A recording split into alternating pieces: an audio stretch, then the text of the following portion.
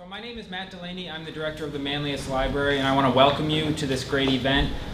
Very briefly, I just want to thank the people who were part of making this possible. So thank you to the Chamber of Commerce for their support and the promotion of this great event. Thanks to the Senior Center for accommodating us and helping plan and prepare this and for giving us this space. A huge thanks to Bella Signa for providing this delicious food. That's wonderful, and we really appreciate that support. And finally, thanks to Maria Trexler of sweetFrog for coming out and sharing this great information with us. And I'm just really excited as director of the library, on behalf of the library, that we can do this truly collaborative effort where we bring in some businesses, the Chamber of Commerce, the library, and various other participants, and all of you for coming together and really sharing your expertise and being willing to network with each other. And I'm kind of babbling on here, so I'm going to turn it over to Maria. Maria is the regional manager of sweetFrog in Fayetteville and Cicero, and she has done outstanding work building her business with social media, and I'll let her introduce herself. Thank you again for coming. Hi. Thanks for Matt. The introduction. I'm Maria. I am the manager of both stores, the Fayetteville and the Cicero location of sweetFrog. I just cut the pies. Please eat them before they melt, because they're just going to go to waste. I won't be offended at all if you get up in the middle of the presentation. I don't want them to melt and go to waste. Today we will discuss 6 different things. First one is my path to sweetFrog and social media. The second is 6 important social media platforms. Third is how to use each one. Fourth is special considerations. And then at the end we'll have a question and answer time. As Matt mentioned, I am the manager of the Cicero and Fayetteville location. And sweetFrog is a self-serve premium frozen yogurt store. We have 16 different flavors and over 80 toppings, so it's do it yourself, pay and weigh at the end is our model. Those are our 2 locations. Cicero store, we opened that July 4th of 2013. And then this past year on May 7th, we opened the Fayetteville store in the town center by Panera and EMS right there. We are a family business. My family member is the one that's not in green. That's Scoop and Cookie. Those are our mascots that we do tend to bring out from time to time. Kids love them for birthday parties. Adults love them. So we try to get them involved. This is our the day before the opening day in Cicero for the first store. I look absolutely exhausted, as you all know. Being a business owner, it's a lot of work, and it was such a great accomplishment to get to this point, but again, exhausted. I am a teacher by trade. I went to school for elementary education. I taught for a couple years, actually. I like the teaching and I like the training aspect of it, but I knew the classroom wasn't for me forever. If anyone knows a teacher, if you've been a teacher before, you know it has to be a calling, and it just wasn't one of mine. So I left the teaching profession, and I actually joined a business office, a dental office, a local one, for 5 years. That's how I know some of you, actually. And I was actually involved with the chamber a lot through those 5 years. I really enjoyed my time there. And personally, that's why I'm so glad, too, that we opened a store in Fayetteville, because I'm glad to come back to my roots and see all of you guys again. And, I live only 3 miles from here myself, so it's so good to be back around. We did start sweetFrog in early 2013. Again, a lot of planning went into it. We are a franchise. There are 300 locations all around the world, a lot in the Northeast, all the way down to Virginia. We're the only 2 in the county, but the brand has been around for about 4 years or so. So there's 300 locations, and we really wanted to get into business, my family and I. So we bought the franchise, and we started from there. When I got into sweetFrog, I have a teacher background. I had my limited experience in the dental office as well, but I knew nothing about marketing. Nothing. It was all really self-taught, You learn how to teach, you learn other skills in school, but you don't learn about marketing. In fact, I was actually off Facebook at that time. I'd been off for 4 years prior to opening sweetFrog because I thought it was a complete waste of my time. As some of you probably wrestle, it's a love-hate relationship with Facebook, isn't it? It's just, you love it, you hate it. I didn't want anything to do with it. But I knew the minute that I opened the franchise, I had to be back on. It's the best, and was the only way for me to reach out to people. Now, I do now believe there's other ways too, but I got back on Facebook only for that reason. I reached out to people that I knew in my professional circle. Again, I knew nothing, so I reached out to my friends who had a lot of experience. I met with one every Sunday night over Google Hangouts, which we'll talk about in a little bit as well.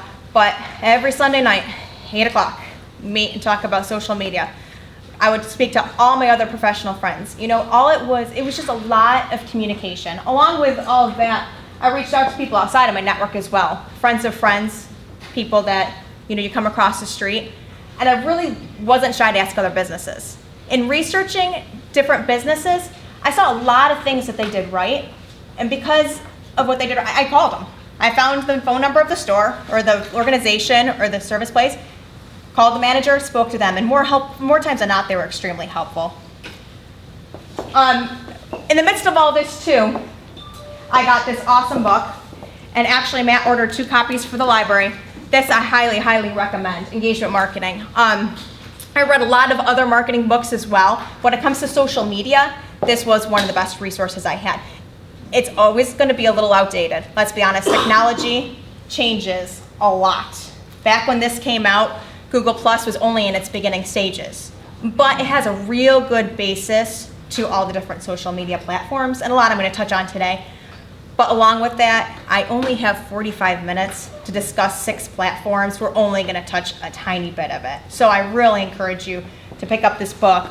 I read blogs. I listen to podcasts all the time on social media. There's just so many avenues. At some point, there's just so much research you could do. There's just so much talking to others you can do. You just have to jump in. Even 2 years later, I'm still going back to my mentors all the time. I'm still discussing social media every day. Again, as you guys know also as business owners, Saturdays and Sundays, what are those? It's another work day, right? Every day we're talking about business, and that's our lives are consumed by it. So it's an everyday thing. But at some point, there's just so much you know. You have to just jump in and do it. We're going to talk a little bit about the basics of social media, and then we're going to get into our 6 platforms. Can social media work for me? Well, I'm talking about social media today, so I think the answer for every person is yes. It does not necessarily mean your business or service needs to be on Facebook, though, but I think that every business needs some kind of presence within social media. But I think you also need to keep your priorities as well. And this is one thing I need to touch base on as well. Social media makes up the most of what we do for marketing with my brand, but I spend endless hours still doing postcards, we sponsor teams. It can't be your only sole way of marketing. I don't believe that at all. I think it needs to be well-rounded. But since this is about social media, I will be speaking about that. Understanding your customer, consumer behavior. How many of you have a social media site on your phone? Any of them? Facebook, Instagram, Twitter, Pinterest? Okay, a lot of you. Absolutely. Understanding your customer behavior. This is somewhat of a hard presentation to do because there's so many different businesses represented here. You know, we have to think individually about our customer. Are our customers on their phones, do you think? Who are your clients? Do they have access to social media easily? What way do they communicate with the world? If they're a mom, what's the best way to get a hold of them? Not a hold of them, but what do they like participating in with social media? Is it Facebook? If they're a teenager, probably Twitter. You know, we'll get through that in a minute as well. But you have to think about the consumer behavior and how they interact with these sites.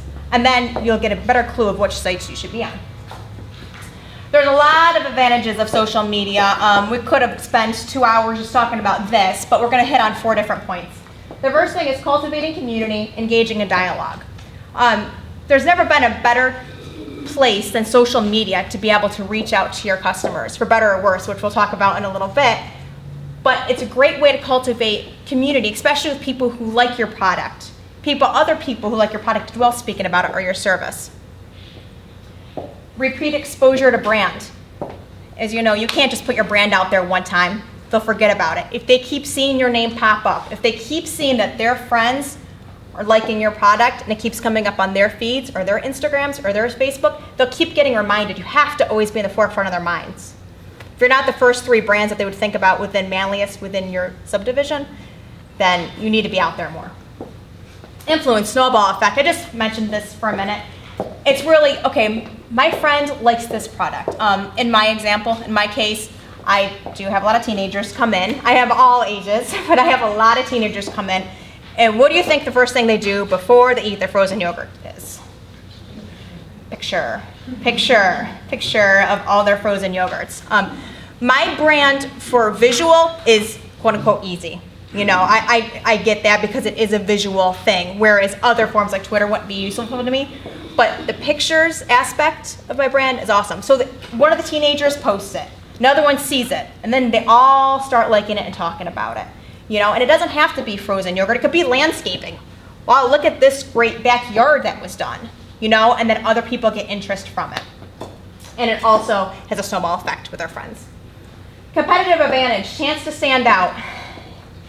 This is an interesting one too, because in this case, you're kind of looking at your competitors, all right, and their social media presence. If you're doing social media really well, you will be in the forefront of people's minds. They will see you as the lead in that certain category compared to your competitors. So we're going to start going to the 6 social media platforms. There's so much to say about this, but we're going to start off with the basics. The first one is the @sign. This is also called a handle. You use this a lot in Facebook, Twitter, and Instagram, so that's why we're doing this before we get into the first 3. The @sign is just really the username. If you put @ and then our username, for example, on Instagram is sweetFrogCNY for Central New York. If someone wants to reach out to us, they'll put @sweetFrogCNY, or that's our username. So you're going to see the @sign a lot through the presentation. I just wanted to make that clear that that's what that is a username. The hashtag, aka #, right? To all old phone users here. The hashtag actually categorizes and labels the word that follows it. So this, for example, all right, social media. If I wanted to post something on social media, post this event on social media, I could do hashtag social media, and then it labels what this event is. We'll go through that a little bit more too, but again, this is a constant theme through them, and I'll show you how this works a little bit, especially when it comes to Twitter and Instagram. So what platform is right for your company? I know we need to learn a little bit about the platforms, but there's really 3 things I think that we need to consider. First off, what is your product and service? You know, is it visual? Can you have a running theme? Can you talk about it in continuous thread? All right, what is your product or service? The second thing is, who is your customer? Are you appealing to the teenagers, or are you appealing to the grandparents? Are you appealing to the young moms? Who are you appealing to? And then you're going to take those 2 information, plug it in. I wish I had a Venn diagram for this, and see what are the demographics of these sites. Which one would be best suited for your company? So keep all those things in mind as we start going through each one specifically, and try to think about which one would work best for you. Facebook. Now, in all disclosure, a lot of these are going to be my sweetFrog stuff. It's just because I have the back end of it, because I manage the pages. So again, it's not about me, but I want to show you from the back end how you can see these from your side, okay? Right here is our Facebook page. There's me right there. One thing you have to keep in mind is that you have to start a personal page on Facebook before you actually do a business page. And that's why I got back on Facebook. That's one of the 2 reasons why I got on. I'll say the second reason in a little bit. First reason was so I could create a page. Facebook allows users to create profiles and upload photos and videos. So right here you'll see that's the name of the store, that's my banner, and then down here are my likes. My Fayetteville site has, this was about 2 weeks ago that I did this, was 2443 likes, and then 735 documented visits. When people are in your store and they activate it, they can say that they're in your store too. Again, it's almost like a snowball effect. Their friends could then see that they're there as well. Well, then more people will see that they're there. Right here is where you post your statuses, which we'll talk about in the next slide as well, and then our messages are right there. They also give a lot of insights to who's liking your pages, what age group. It's really fascinating, all the insights and statistics they give you. Last week I had 17 page likes, and it reached 1,800 people. I do have, like I said, 2443 in Fayetteville, and I have, I think, 4,800 in Cicero, because it's been around a little bit longer, likes to the page. you want likes to your page because you want people to be able to see what comes up. They want to see you come up in their feed. When they're looking, they're scanning through Facebook. Oh, I want to go do that now. I want that service. I want that yogurt. You want the likes because you want to be able to communicate to all of them. Facebook facts. 1.37 billion users worldwide. 73% of the adult population, most evenly distributed demographic of any platform. The exception, younger generation. Why do you think that's becoming an exception, the younger generation? Why do you think the younger generation is stopping Facebook? Because you guys are all on it. Because I'm on it. Exactly. Because all the parents are on it now. Privacy. I spoke, obviously, a lot of my workers. I have, I think, 34 between the two stores, and about 30 of them are within the age group of 16 to 22. And I've talked to all of them. No one uses their Facebook anymore. None of those kids use their Facebook anymore. They have, they're like, we have it. I don't remember the last time I was on it. So if you're going to try to reach out to the younger generation, now, Facebook's really not it. I think everyone should have a Facebook presence, but it's not going to be the best place to reach them. So then, my always question next is, well, what are you on? It's always Twitter or Instagram, which we'll go through in a minute as well. But Facebook is really appealing, I think, to moms, really anyone ages 25 to 80, 90, any age really. Facebook has a lot of things going for it personally, like private groups. I see a lot of moms groups on there. I see a lot of private book club books. So the older generation is coming on it more. We're going to talk a little bit about Facebook pages. Facebook pages is actually what they call the business page. So business pages, Facebook pages for business. Right here, you can see where it says sponsored. That's an ad. So next time you go on Facebook, look through the Facebook and just see if you see the sponsored word. That means they paid to be up there. Okay. This is usually on the right-hand side of the Facebook, but it could be in the middle of the news feed. It really could be anywhere. It's very customizable, which is the position customization. I use the ads, and I'll go through a little bit more at the end of this Facebook section about how I got my likes up. I use the Facebook ads, especially in the beginning, to advertise it. I want to give an overview of the company. In my experience, not necessarily what Facebook says, in my experience, I'd rather the ads be a little bit about your company. A nice picture, a little bit about your company, and then when you do deals, you would take it another way. But ads, I feel like you need to really grab the attention. Right here with Abbott's, over on Baldwinsville, they're one of the local ones that came up, and even we have Old Navy down there. They do an ad. Again, I think that I would rather see that boosted. We'll talk about that in a minute. But the ads right there are good to have. They're a good resource. They cost money. This is the thing. It costs money. Now, in my business, out at my sister location, we're going to send out postcards. Has anyone sent out postcards before? You know how much it costs you? A lot, right? Even for a postcard, even being 15 cents a piece from the clipper, it can get it could be a lot of money. It could be a couple $1,000s.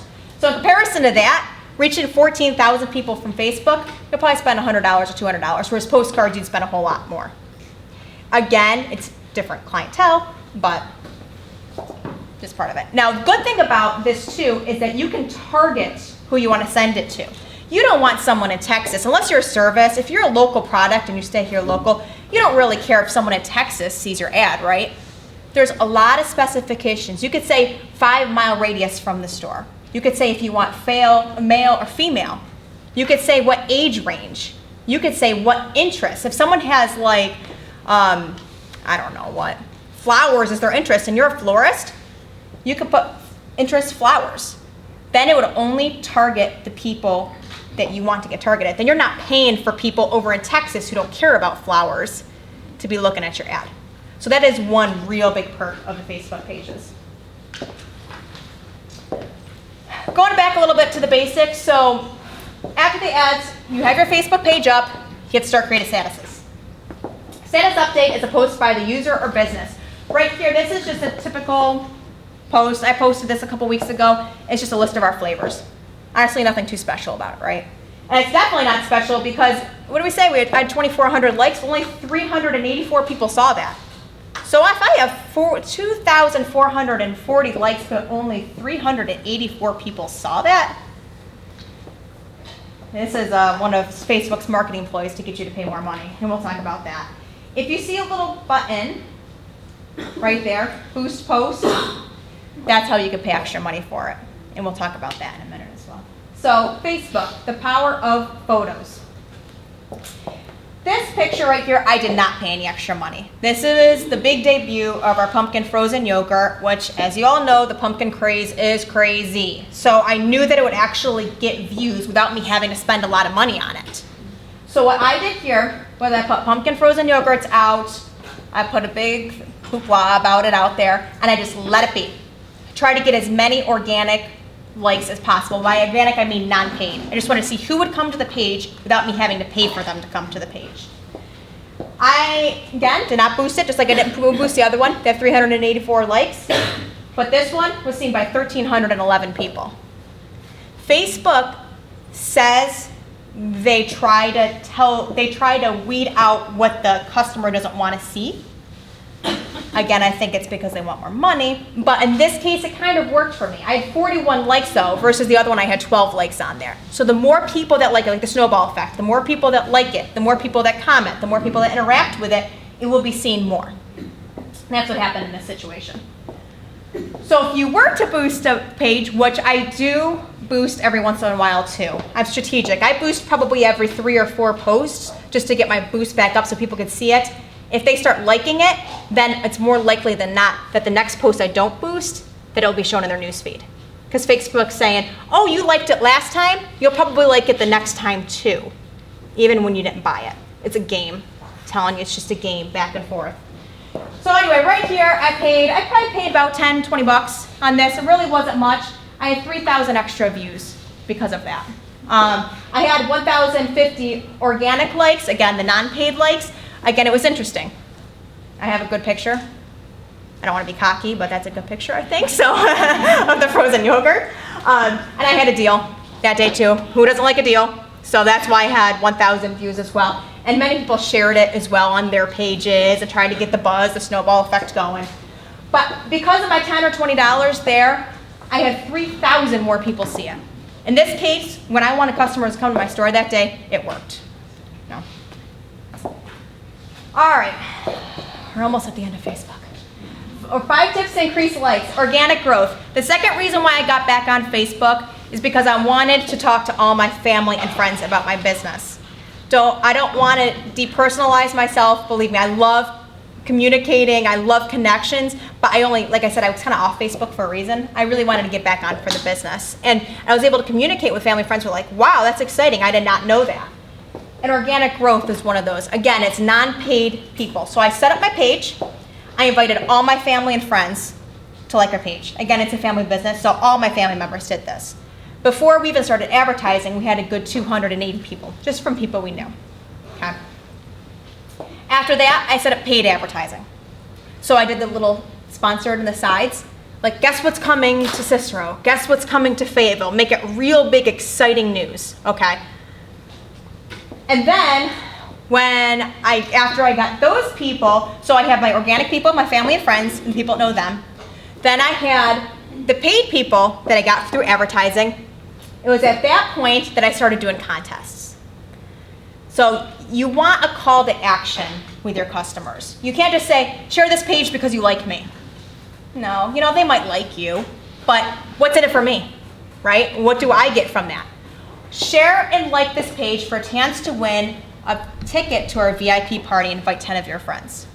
We got a lot of likes through that. So, we're going to be there before the store opens? So after you have this base of people, then they start sharing it on their pages. And again, it keeps on snowballing and snowballing. So you go back and forth between the paid advertising. We're not paying at this point. At this point, we're just asking people to share it. We're asking people to like it. And then we get all of their friends. And it just keeps on going from there because everyone wants to win. Then we randomly select the 5 people. Facebook does have new contest rules. So you have to randomly select people. Just make sure you watch your wording. There's a lot of Facebook legalities on it. But if you randomly select people, then it's okay. But again, that changes daily. So definitely check up on those rules. All right, so then you boost posts, and then you make sure you post statuses. I post probably about 3 times a week. That's the goal anyway. I don't want to, in a lot of businesses, and I totally agree with this too, you don't want to always be selling to the customer in every single post. You want it to be interactive as well. Sometimes I say, what do you guys want to see next? That generates a whole lot of comments and a whole lot of likes. Then again, Facebook will see that and say, oh, next time I'll show you their post as well. You don't want it to always be about you selling them. You want to involve them. Again, it's engaging with the community. And I also put it on all, they probably assume we're on Facebook, but you want to give them a little bit of a call to action too. On all of our advertisements, on all of my coupons, and in the store, it's like us on Facebook so that they know you're there. And a lot of times I say, like us on Facebook, you'll get exclusive deals, which they do as well. One thing I do want to say about Facebook too is they make it really easy to schedule posts ahead of time. So if you don't want to post that day, sometimes I'll set up a good list of them that'll just post it automatically when you want them to. So you don't have to sit by your computer the minute you want to post it. So that's another option as well. You guys done with Facebook too? Let's go to the next thing, please. All right, Twitter. Twitter enables users to send and receive short messages. This is the page of Twitter. Admittedly so, my Twitter is not that great. At the end, I'll talk about being good with one platform first.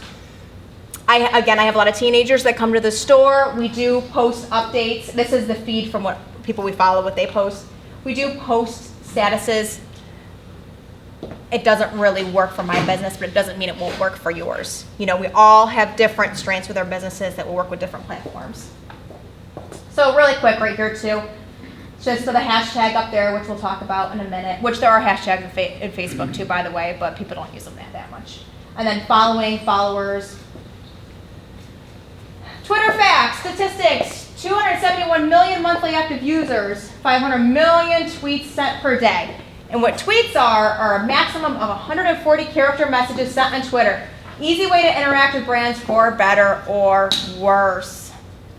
Nowadays, how often do people go to social media and complain instead of going right to the manager or going right to you? And that's the worst part. The better part is that you're able to build a community. You're able to talk to them. The worst part is they skip right over you and just blast it to all their friends instead of talking to you, and maybe there was a misunderstanding somewhere.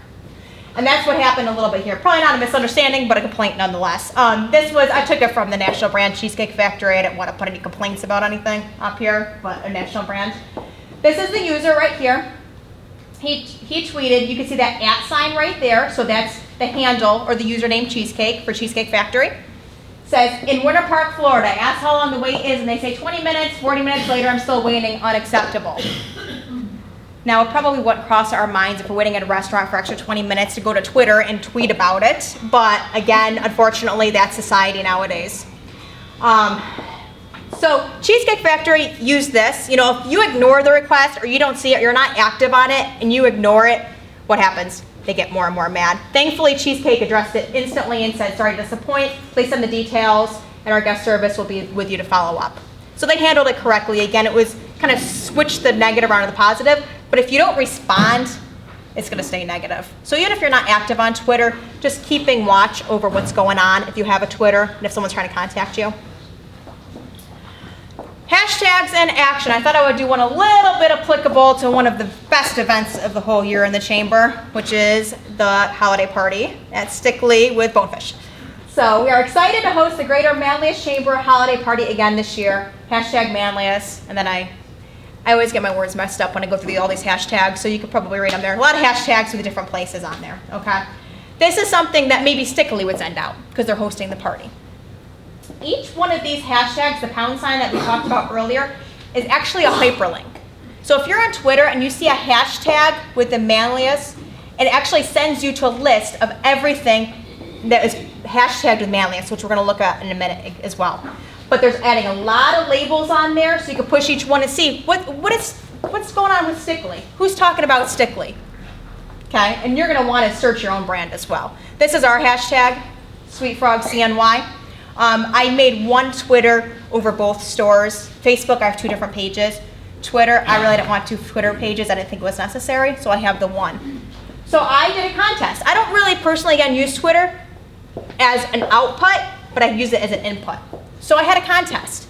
All right, everyone, hashtag sweetFrogCNY, post your frozen yogurt with the best toppings on it. So what I did then, since it was categorized, like I said, the hashtag is actually a label. It's categorized sweetFrog CNY right there. I searched it, and then everyone that used my hashtag came up. And I was able to pick winners from there. Kind of get them generated, get them talking about it again, have their friends see it. It's really good with contests and getting the word out. Again, creating a hashtag, you create any hashtag you want that applies to your company, as long as someone else doesn't have it. It's a little hard because for some of your businesses that you know they have Fayetteville, there's a Fayetteville in the Carolinas as well. So you just need to be careful of that. But in this case, I did sweetFrog CNY, so everyone, all the way down, posted their pictures, and I got to pick 5 people from there. Okay, so it's a good way to run contests. I just pulled up Syracuse so you guys can see what happens if you hashtag Syracuse. Of course, Syracuse Orange is on there, Upstate, Syracuse University. Again, that's all categorizing everything in Syracuse that was using that hashtag. Twitter tips, use hashtags. Have conversations with people using Twitter. Again, you want to talk with each other. Tweet daily. Twitter is very time consuming, even though they're short little messages. It could be pretty time consuming. You know, if it's not in your demographic of your customer, if you're not aiming to reach, like I think of Twitter a lot as a younger generation and so like public figures maybe, and there's always exceptions to the rules, but if those aren't who you're trying to reach, because it is so time consuming because you do have to keep running statuses over and over again, I'd probably stay away from it a little bit, just my opinion. So you do have to tweet daily to be current. Run contests, again, I do like it for that reason, contests. Create retweet campaigns. So you post something and you say, retweet this. It's almost like sharing on Facebook to be entered to win something. Like and retweet others. Again, talk with other companies. Maybe you work well with somebody in the chamber. Maybe your business and someone else's business in Manlius or Fayetteville really complement each other, so you work off each other. Don't overpower followers with sales pitches. No one wants to go on every time and only see you're being sold to. Again, communication, dialogue, back and forth. All right, Instagram. So, Instagram is a mobile photo sharing and social networking device. This is our Instagram for our pages as well. Again, I don't use it per se for the output. I use it for the input, for contests. Again, the kids sit there with their frozen yogurts all the time and take a picture after picture after picture. And when sometimes we'll say, oh, hashtag us. Put us on tag us in that. That'd be awesome. And more often than not, they do. Instagram is 200 million monthly users, 25% growth from December 2013 to May 2014. I know this is a little bit small, so I apologize, but this is how you would post a picture, more or less. I posted a picture of a frozen yogurt with a lot of berries. How many berries can you fit in your cup of delicious frozen yogurt? Hashtag sweetFrog CNY. Again, I do that on everything, so it categorizes and labels it. Hashtag frozen yogurt, hashtag berries, hashtag Fayetteville, hashtag Syracuse. And then also, something to consider and talk about too really quickly is you can link that up to your Facebook and Twitter. All of them can talk to each other. The problem I have, I think it's good in a lot of cases, but again, they're all different demographics, all different age groups. So what you might be saying to a Twitter follower, you might not necessarily want to be saying to a Facebook follower. You might want to change the wording a little bit, change the picture. So it doesn't really universally work all the time, but in some situations it does. And you want to diversify a little bit. So they're like, well, I follow their Facebook, why do I need to follow their Twitter? Maybe do a different promotion, something like that. So that tool is very good to have. It's really good to have personally. If anyone has Instagram personally, it's good too because you post something on Instagram and it goes on Facebook. But for business-wise, I tend to use it less often. One thing that I want all of you to do is search for yourself. All right, search for yourself on the internet. If you have an Instagram, search for yourself. Obviously your company's name could be different locations, but in this case, I searched for Manlius. See what came up. There's a running list. I went down a little bit. Manlius Library, 11 posts.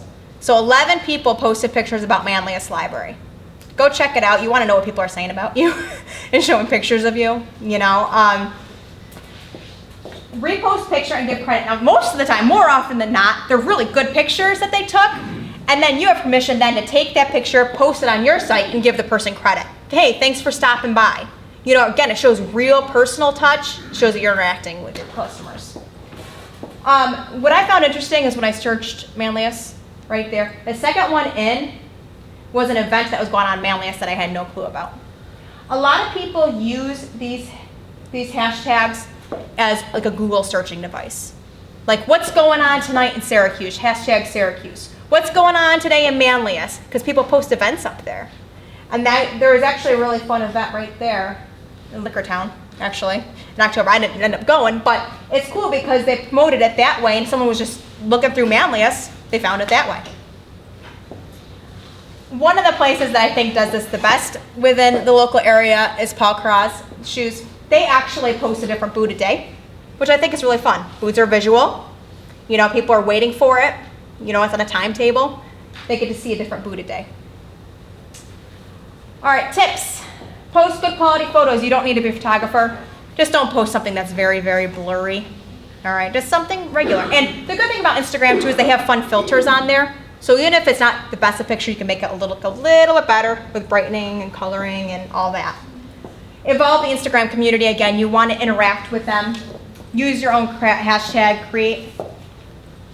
Again, hashtags could be used through Facebook, Instagram, and Twitter. So establishing one is a good thing to have.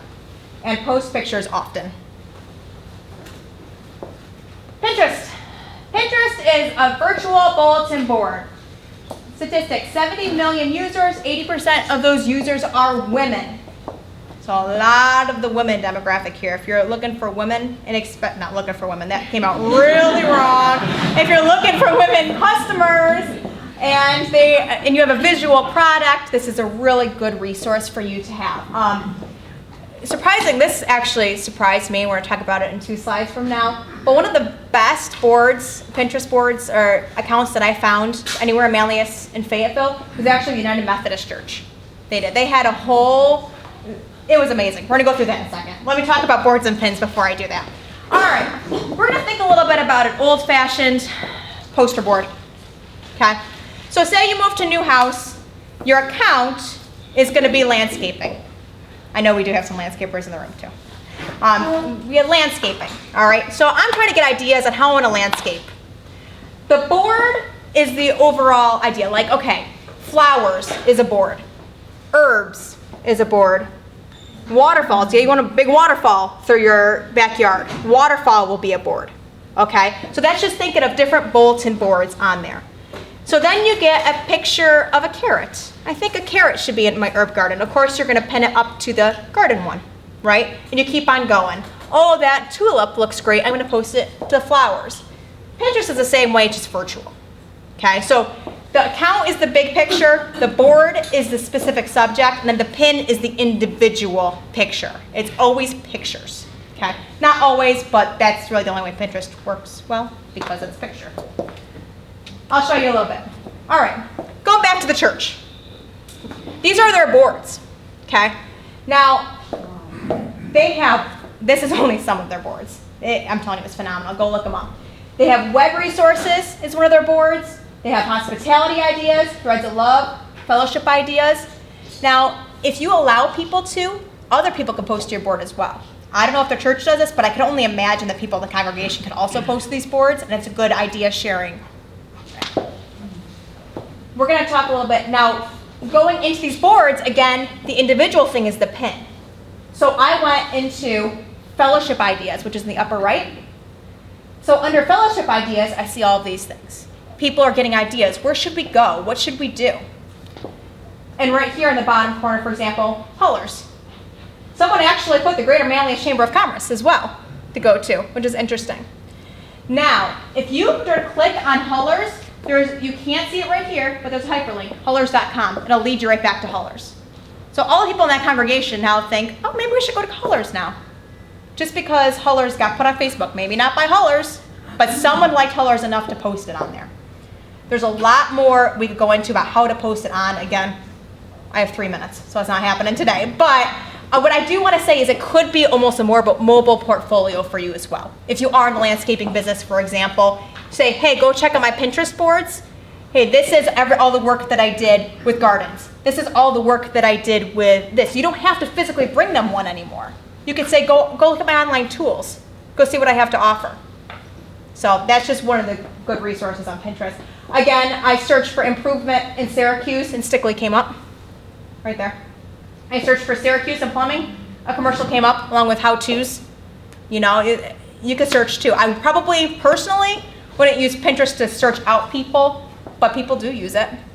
You know, it's evident here because people are posting for plumbing in Syracuse. So I have, again, a presence on Pinterest. It is very minor. I actually set it up back when I had time before I opened the stores. I haven't updated it at all, but again, I do have a presence there. If anyone was to search us, we'd still be searchable. Create diverse and interesting boards. Allow trusted people to post on your boards. Post about your business and pin other businesses. So if you see something of someone else's you like, maybe create a board. Ideas from other companies that I like. And pin it on yours as well. You can help out people. Again, other businesses that complement yours. Post very often. The more you post, again, I'm a hypocrite because I don't post very often, but the more you post, the more people will be led to your page. If I was in a different industry, then I would use Pinterest more. But again, it's not the industry that my business, that's not the best platform for it. So, but if you do post more, people will be directed to you more. And interact with other accounts, again, pinning them. Google Plus. I don't have a whole lot to say about Google Plus. How many of you have a Google Plus page? Do you use it? No. My suggestion is every single business needs to have a Google Plus page. And it's very evident by this example. I'll skip really quick here. Manlius Pharmacy. I actually put this in my presentation. I actually did then call Colin, the pharmacist over there, because I was like, just so you know, you're in here. How much time did you put into this page? He's like, I put it up when I started. But he has 8,000 views. 8,000 people saw his page just because his page is up there. He didn't even have to do anything to it. Okay. There's 540 million monthly users. It's higher ranking in searches than users of other social media platforms. This is the big key here. How often do we Google things? All the time for a lot of us. You will be higher up in the ranking if you have a Google Plus page. Okay, so just create one. What you can, maybe your business is awesome for Google Plus. Maybe you will use it a lot. Maybe it's perfect for it. But at least just to have a page up, you know, so people can search you. There's a lot of cool features about it. Google Docs, which you can interact with other people. Google Hangouts, you could be on like a conference call. When I used to have my Sunday night meetings at 8 o'clock, just on Google Hangouts, talking face to face over the computer on Google Hangouts. It's a very, very cool tool. Last but not least, LinkedIn. LinkedIn is so different in my mind from the rest of them. LinkedIn is more of a professional focus. The rest of them are professional or business to customer or trying to get business, things like that. LinkedIn is a business-oriented social networking service. There are 300 million users. 40% of their users check their account daily. Inclusion of photo with portfolio increases chances of being viewed 11 times. So say you're saying this whole presentation so far, I'm an engineer. I can't think of being on any of these platforms. My husband's an engineer, that's why I use it. He doesn't need business-wise to be on any of those. Maybe I'm an accountant. Maybe I could squeeze one of the platforms in. But this is the one that's separate from the rest of them. This is the professional right here. Think of it as we're going to an after hours. You know, think of it we're going to the holiday party or even being here. You're linking up just on the internet. You're pretty much virtually trading business cards, but on social media.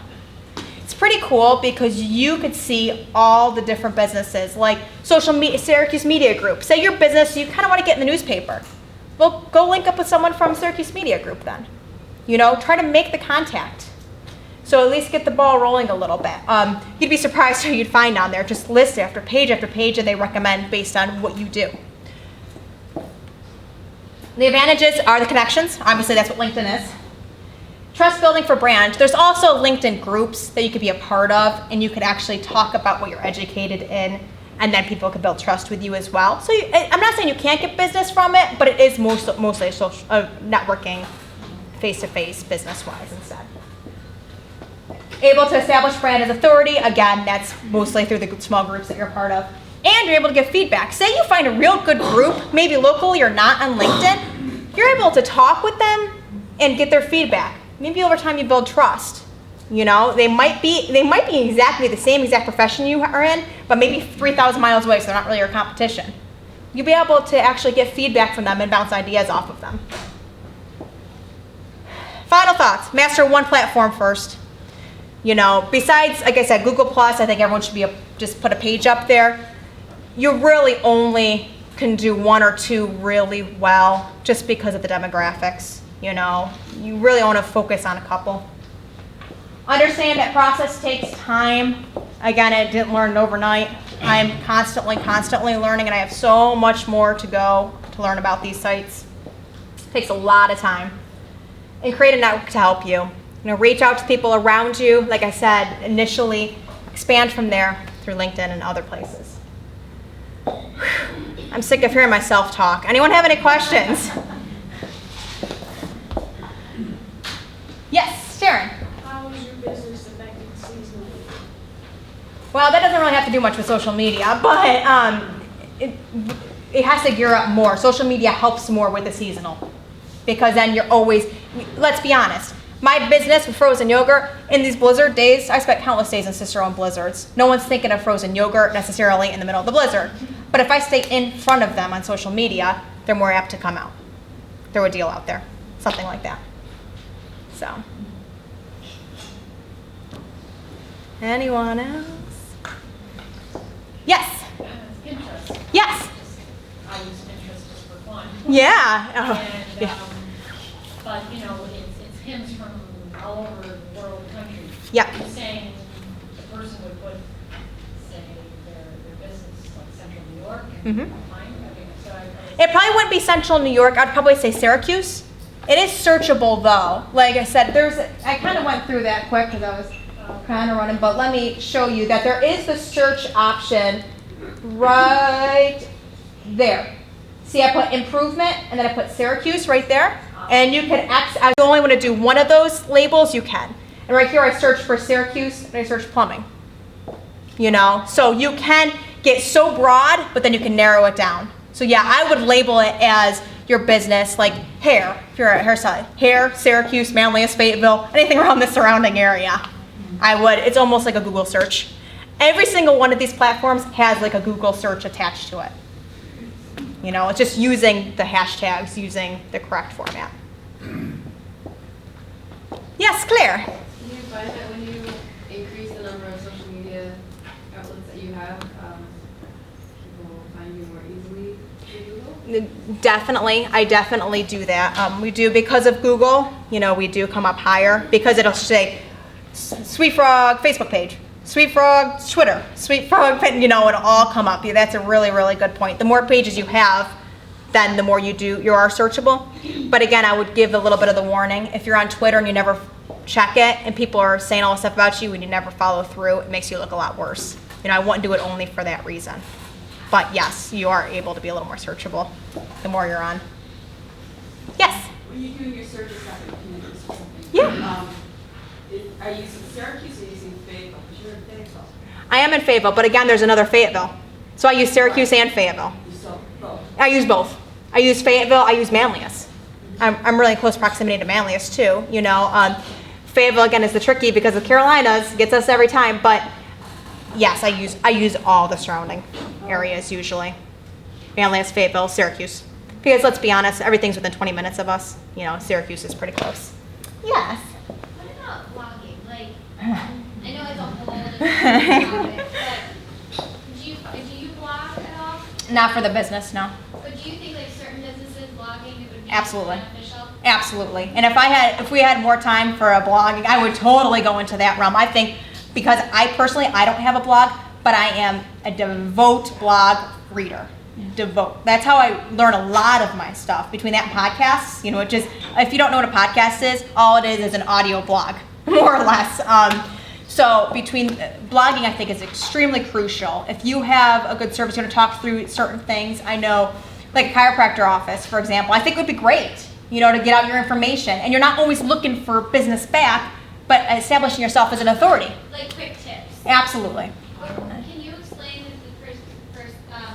difference between a website versus a blog? Because I think people get the two of those confused. Right, because the blog can link up to your website as well. You know, we have, since we are a franchise, we have a corporate one a corporate website that actually gives us pages with inside of it. But website is important as well for the non-social media users.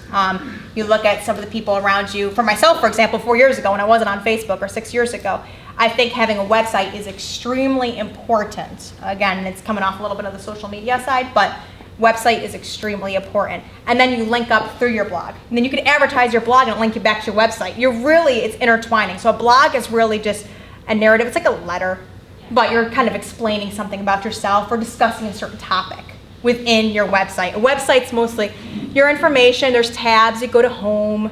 You could go to like other resources. I don't know.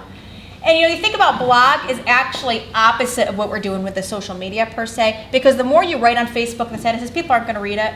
Twitter's so short, no one's going to read a wordy thing. So blog and social media, more or less, the way you go about it with the writing styles is completely opposite. But you can link them all to each other. So Absolutely. After you blog, you can take that link, Tweet. put it on your Twitter, or on your Facebook, or your Instagram even, whatever. And links it up. So you can say, go here. Go here instead, absolutely. That's a very good point. That's how I find a lot of my blogs too. You just keep following the rabbit trail. As you know, if you get in social media, you just keep on going to the darker and darker abyss. Keep on going. Yes? On social media, you can go into Hootsuite and all your social media in one place. I think you can have up to 5 social media sites for free and post all of them all at once. We took that slide out. No, why we did, because that's an extremely good point. Hootsuite is just a company really that you could post different things. Everything comes up in one big central workstation area. You can post multiple things, certain things to one site, certain things to the other from a third party, which is a good resource. Absolutely, it's an extremely good source, but that would require about 20 more slides. So we got that. Yes. How much time would you say you devote to your social media interests, I guess, in terms of running your company, to make it worthwhile and keep it up to date? Absolutely. Again, I'm not in all the platforms. I primarily focus on Facebook, so I could talk about that realm and maybe a half hour here or there with the other sites. LinkedIn, I'm trying to get more, honestly, because I was speaking today. I try to get more up, so I've been working on that a lot. Facebook, since I do post about 3 or 4 times a week, it requires pictures. It requires all my workers taking pictures of myself. I would say a couple hours probably of researching and thinking through what would be effective. You have to think about what would make an impact too. So thinking about it takes the time too. So thinking about it, taking the pictures, and then posting it. I would say a couple hours a week, but learning more about social media and keeping up to date, probably a couple more hours on top of it. So I'm saying probably a good 5 to 10 hours a week at least, just because I read a lot and I listen a lot.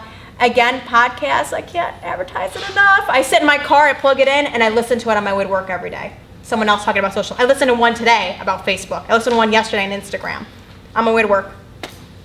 So even though I do spend 5 to 10 hours or so a week on it, a lot of it's my dead time anyway.